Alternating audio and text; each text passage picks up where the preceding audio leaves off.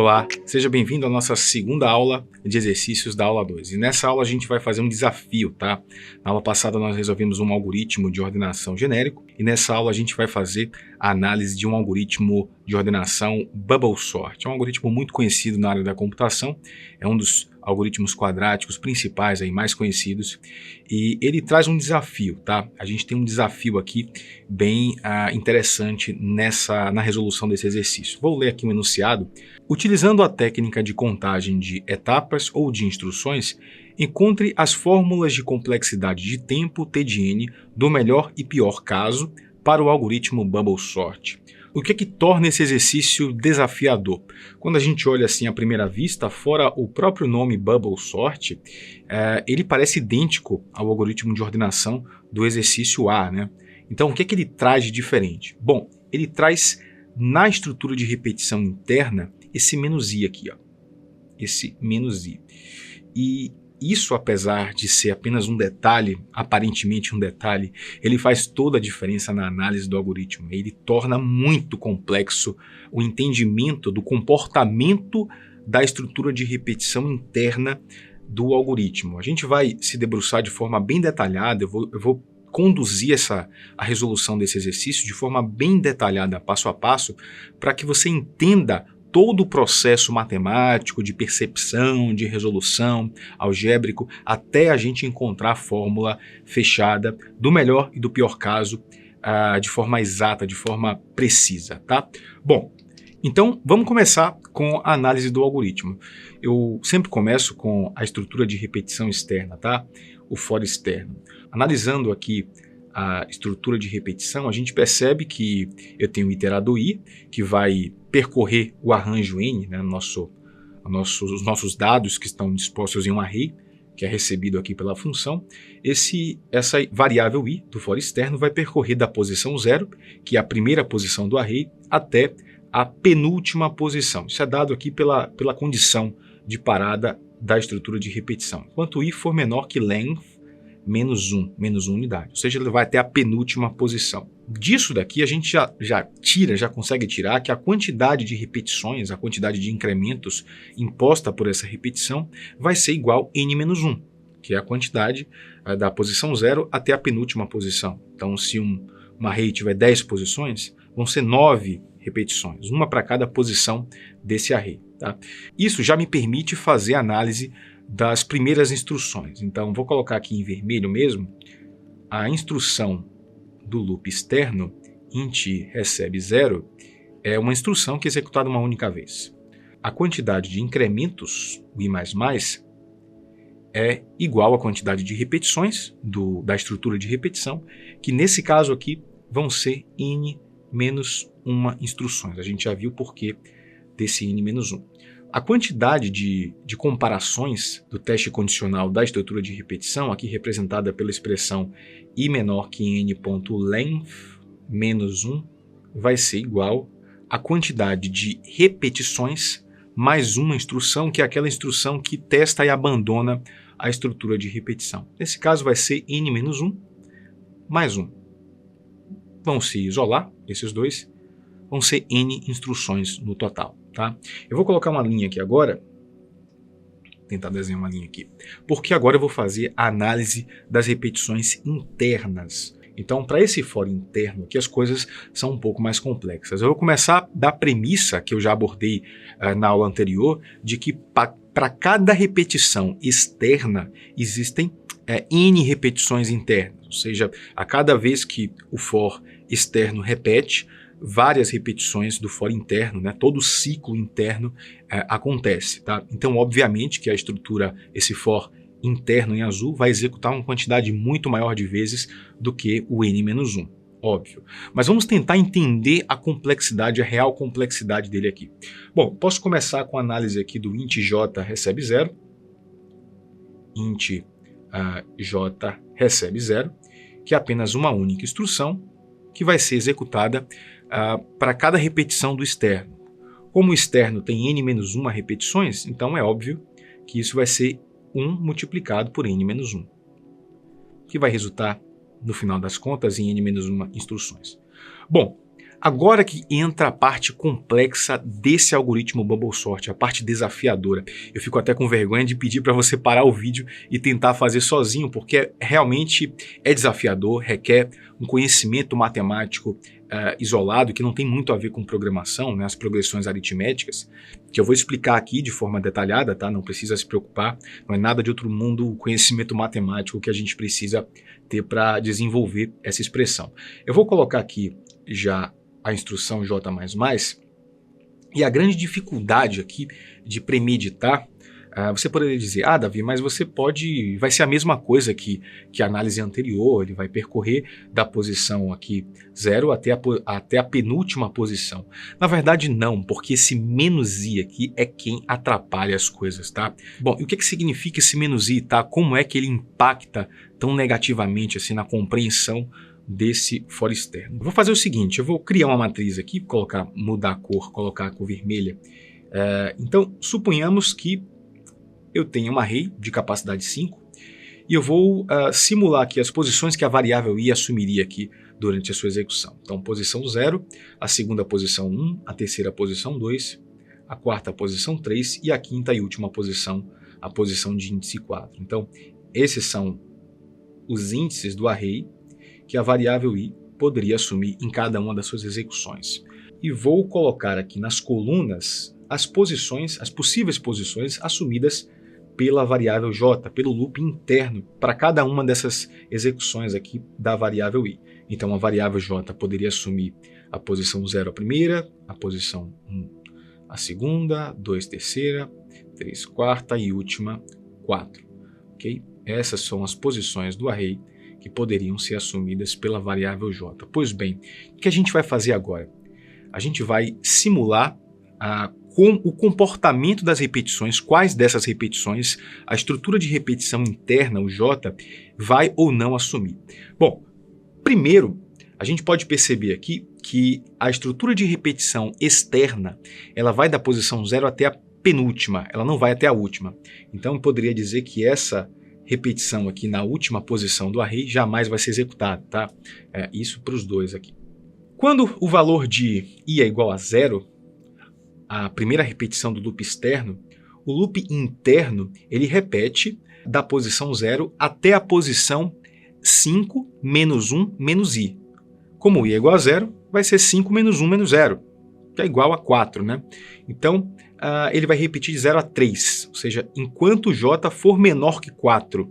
Então, ele vai executar, eu vou representar como um triângulo as execuções, ele vai repetir para a posição 0, vai executar para a posição 1, para a posição 2 e para a posição 3. Para a posição 4, não. Quando o valor de i for igual a 1, na segunda repetição externa, né, a repetição interna vai ser avaliada da seguinte forma: enquanto j for menor que a capacidade, que é 5, menos 1 menos i, que é 1 também. Então, enquanto j for menor que 3. Enquanto j for menor que 3, implica numa repetição das posições 0 até a posição 2. Então, significa que o j vai percorrer a posição 0, a posição 1 e a posição 2, e não vai percorrer as posições 3 e 4.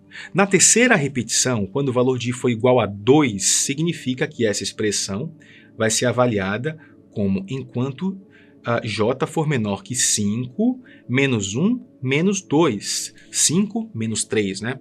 Então significa que a expressão é enquanto j for menor que 2. O j vai de 0 até 1. Então, nessa terceira repetição, o j executa para a posição 0, para a posição 1, e não executa para a posição 2, 3 e 4. E na última repetição, a mesma coisa vai acontecer. Ou seja, a cada repetição, o valor de i vai aumentando e vai subtraindo, vai comendo um pedaço maior do limite máximo de onde o j vai alcançar no array. O que é que esse triângulo representa aqui? Tá? Ele representa todas as repetições da variável j, ele representa todas as repetições da estrutura de repetição interna no geral. Bom, eu vou fazer um outro exemplo aqui para um array de tamanho menor, só para a gente perceber algumas coisas interessantes. Então, se eu tiver com um array de capacidade 3, que percorreria as posições 0, 1 e 2, pela variável i, e as posições 0, 1 e 2 pela variável j, eu teria o seguinte cenário. Na primeira repetição, quando o valor de I é igual a 0, o J percorre as posições 0 e 1 e não percorre a 2. Quando o valor de I é igual a 1, o J percorre a posição 0 apenas, não percorre nem a 1 nem a 2, e a última ninguém percorre, né? Já que todos os dois iteradores vão até, no máximo, a penúltima posição. O que é interessante a gente observar aqui? É interessante a gente observar que a quantidade máxima, a quantidade total de repetições da estrutura de repetição interna é uma progressão aritmética, é uma PA. Quando o valor de n é igual a 5, a quantidade de repetições do for interno ele é dado pela seguinte soma: 4 repetições para a primeira repetição do externo, 3 repetições para a segunda, 2 e 1 na última. Tá? Então, eu posso representar isso como a soma de 4 mais 3 mais 2 mais 1, que pode ser representado como o seguinte somatório. Somatório de I, começando de 1, terminando em 4, somando o termo I. Tá? Quando o valor de n ele é igual a 3, uma array de tamanho 3, o somatório é igual a 2 mais 1, ou seja, é o somatório de I começando de 1, terminando em 2, onde o termo do somatório é o próprio valor de I. Bom, e o que eu percebo analisando isso? Eu percebo que a quantidade total de instruções do loop interno é igual a uma progressão aritmética, a soma de uma progressão aritmética, uma PA, que vai de 1, reticências, até o penúltimo valor daquele array, o penúltimo valor que representa a capacidade daquele array, ou seja, até n menos 1. E é fácil você observar isso. Quando n é igual a 5, a soma é de 1 a 4. Quando n é igual a 3, a soma é de 1 a 2. Então, para um array de tamanho n, a quantidade total de repetições do loop interno vai ser o somatório de 1 até n menos 1. Ou seja, vai ser igual ao somatório de I começando de 1 até n menos 1, onde o termo do somatório é igual ao I. Ok? Essa é a quantidade exata, com precisão matemática, das repetições do loop interno. Tá? Eu poderia colocar esse somatório aqui, eu poderia dizer que a quantidade de instruções executadas pelo J++ seria igual ao somatório de I começando em 1 até n menos 1, onde o termo é igual a I. Só que isso daí não é algebricamente resolvível. Tá? Eu vou precisar de alguma fórmula matemática para converter esse somatório numa expressão polinomial para que eu possa, na minha soma final, conseguir reduzi-la e misturar ela com as outras expressões. E para isso a gente vai buscar o conhecimento matemático que me diz o seguinte: existe uma fórmula, deixa eu apagar essa fórmula de somatório que eu coloquei aqui, foi só ilustrativa, tá? Que me diz o seguinte: o somatório de um termo I, começando de 1 até um valor x qualquer, um valor máximo qualquer, onde o termo é igual ao próprio I, ou seja, é 1 mais 2 mais 3 mais os valores intermediários até esse xésimo valor. Isso aqui é igual a x multiplicado por x mais 1, tudo isso dividido por 2. Essa expressão aqui é o que nos interessa, é ela que vai nos possibilitar pegar essa fórmula que representa o padrão de comportamento das repetições internas que nós já observamos aqui nesses dois exemplos aqui que nós fizemos para n igual a 5 e n igual a 3, é essa fórmula que vai me permitir converter isso em expressão algébrica. Então, a partir dessa fórmula eu posso converter isso daqui da seguinte forma: se o somatório de x é igual a essa fórmula, eu tenho que o somatório de I começando de 1 até n menos 1, onde o termo é I, vai ser igual a n menos 1, que é o último termo, multiplicado por n menos 1 mais 1. Tudo isso dividido por 2, ok? Bom, aqui eu vou aplicar a distributiva, né? Mas antes eu posso apenas isolar, ignorar isso daqui, porque menos 1 mais 1 se isolam. Então isso vai ser a mesma coisa que n menos 1 multiplicado por n sobre 2, que vai resultar em n ao quadrado, distributiva aqui, menos n sobre 2. E essa é a quantidade exata de repetições do loop interno, ok? Então eu posso dizer que a quantidade de instruções, de repetições executadas aqui pelo J++ vai ser igual a n ao quadrado menos n sobre 2. Eu sei que essa parte foi um pouco complicada, esse método analítico que eu utilizei para entender o padrão de comportamento imposto ali pelo algoritmo, pela comparação do loop interno do algoritmo Bubble Sort, mas é fundamental que você entenda isso porque diversos outros algoritmos na computação vão impor esse tipo de análise, esse tipo de estrutura, onde a estrutura de repetição interna ela vai decrementando em função da estrutura externa e recorrentemente você vai cair numa situação como essa. Então, adquirir esse conhecimento é fundamental para que você fique mais esperto em computação. Bom, uma vez que a gente concluiu essa parte da análise das repetições do loop interno do Bubble Sort, a gente vai pular então aqui para a análise das comparações. A gente sabe que a comparação é igual à quantidade de incrementos mais uma instrução, que é aquela que abandona o laço, né? Então, eu posso afirmar que j menor que n ponto aqui length menos 1 menos i é uma instrução que vai ser executada n menos 2 menos n sobre 2 mais uma vezes, tá? Obviamente que aqui eu tenho uma soma de frações com denominadores diferentes, eu vou simplesmente achar um denominador comum aqui, tá? Vou representar esse 1 como 2 sobre 2, então isso daqui vai ser igual a n ao quadrado menos n mais 2, tudo isso sobre 2. E essa é a quantidade exata de instruções das comparações. Então, o comando if, o condicional aqui, if n na posição j maior que n na posição j mais 1. Ela é uma instrução que é executada para cada repetição do loop interno. Se o loop interno é dado, a quantidade de repetições do loop interno é dada por essa fórmula aqui, essa é uma instrução que é executada para cada uma dessas repetições. Então, eu posso afirmar com certeza que a quantidade de vezes que essa comparação vai ser executada é n ao quadrado menos n sobre 2. Bom, e esse é o ponto-chave do exercício, que é onde a gente vai definir os casos, né?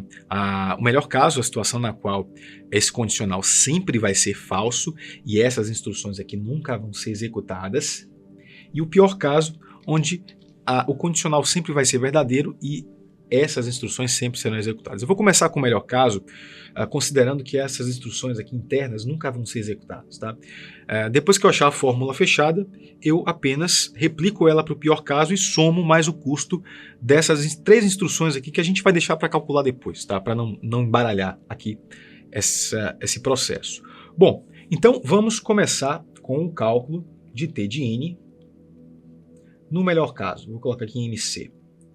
Bom, o custo computacional vai ser uma instrução aqui da inicialização do for externo, contabilizo aqui, mais n menos 1, contabilizei, mais o n, mais n, mais n menos 1, mais n menos 1, mais o n ao quadrado menos n sobre 2, mais o n ao quadrado menos n, tudo isso sobre 2. Cortei aqui, mais n ao quadrado menos n mais 2 sobre, tudo isso sobre 2. Cortei, e por último, mais o n ao quadrado menos n sobre 2. Eu vou começar com a soma desses termos aqui que tem denominador 1 para simplificar e a gente depois faz o MMC, tá? Eu posso começar aqui cortando esses 3 n's, então isso aqui vai resultar em 3n, mais 1 menos 1 se isolam e sobra o menos 1, 3n menos 1, ok? Por outro lado, eu tenho aqui uma soma de frações de mesmo denominador, então isso vai ser n ao quadrado 3 vezes, né? Então 3n ao quadrado, menos com menos com menos, menos 3n, e sobra esse 2 aqui, mais 2. Tudo isso sobre 2. Bom, para somar essas frações resultantes, eu preciso achar o denominador comum. Então, eu posso representar 3n menos 1 aqui como 6n menos 2 sobre 2. Okay? Multipliquei por 2 para conseguir colocar sobre o mesmo denominador. E agora eu posso somar com 3n ao quadrado menos 3n mais 2, tudo isso dividido por 2. Isso vai resultar em 3n ao quadrado. Tenho 6n, tiro 3n, fico apenas com 3n. Menos 2 mais 2 se isolam. Isso aqui resulta em 3n ao quadrado mais 3n sobre 2. Então, chego à conclusão que, vou colocar aqui do lado, no melhor caso, a minha fórmula de complexidade, T de n, é igual a 3n ao quadrado mais 3n dividido por 2. Bom, uma vez que eu encontrei a fórmula do melhor caso, o que eu preciso fazer agora é encontrar a fórmula do pior caso. A fórmula do pior caso eu tenho que considerar esses cálculos aqui internos. Então, vai ser aquela situação onde essa condição aqui sempre vai ser verdadeira e essas instruções aqui sempre vão ser executadas. Então, para fazer isso, eu vou fazer aqui mesmo do lado, tá? Elas vão ser 3 instruções multiplicada pela quantidade de repetições do for interno. Então, vai ser 3 multiplicado por n ao quadrado menos n sobre 2. Isso vai resultar em distributivo aqui, 3n ao quadrado, vai dar menos 3n dividido tudo isso por 2. Ok? Bom, então esse é o custo específico do pior caso. É o que o pior caso de fato executa, que o melhor caso não executa. Então, para encontrar a fórmula do pior caso, o que eu vou fazer aqui é colocar aqui, PC, pior caso. Vai ser somar a fórmula do melhor caso, que é 3n ao quadrado mais 3n dividido por 2, com a fórmula exclusiva do pior caso, aquilo que é executado apenas no pior caso, que vai ser 3n ao quadrado menos 3n sobre 2. E daí eu cheguei a uma fração de mesmo denominador, então eu posso simplesmente fazer a soma aqui sem maiores preocupações. Isso vai ser igual a 3n ao quadrado mais 3n ao quadrado, que vai ser 6n ao quadrado, menos 3 mais 3 vai se isolar, né? Tudo isso sobre 2. Então chego à conclusão que isso vai ser, que eu posso cortar, vai dar 3 e vai dar 1, então vai ser 3n ao quadrado com uma fórmula final. Então chego à conclusão que no pior caso, eu tenho que T de n, a fórmula do algoritmo, do bubble sort, vai ser 3n ao quadrado. Bom, e assim a gente conclui aqui o nosso segundo exercício da aula 2. Espero que tenha sido bem elucidativo. É um desafio, tá? Não é um exercício muito simples, não, tá? É um exercício bem desafiador mesmo. E se você sentir um pouco de dificuldade com a parte matemática, de progressão aritmética, não fique desestimulado. Esse exercício ele é desafiador para mostrar a você como a análise de algoritmo pode ser desafiadora e como ela requer certos conhecimentos matemáticos em certas situações. E se você gostou dessa aula, clique em gostei, se inscreva no nosso canal, nos siga também em nossas redes sociais. Um forte abraço para você e até a próxima!